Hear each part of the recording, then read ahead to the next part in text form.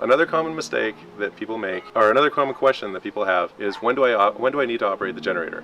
The generator is only necessary really for operating the microwave and the air condition. Outside of those two uses, there's really no need for the generator unless your battery is depleted.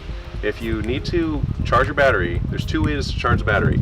If you turn the generator on, leave it on for about 45 minutes, that'll charge your battery up and it should be sufficiently charged. Another way is to turn the coach on. And if you turn the car on, that will also generate the battery.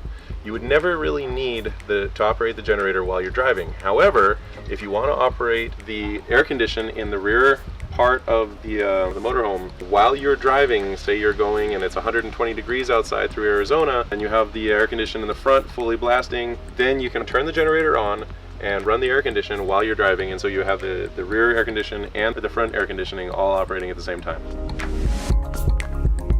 So the solar panels also recharge the battery, and they should do so fairly efficiently, unless of course you're parked under something that's blocking the sun, if it's a cloudy day or if it's raining.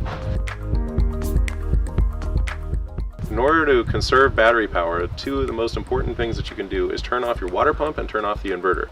If you turn those two things off before you go on a long hike or if you go to sleep, your battery will be fine when you wake up or when you return from your walk. Generally, if people ask, should I turn all the lights off? How long will the battery last? If you just remember to turn the inverter off and turn the water pump off, your battery should be fine.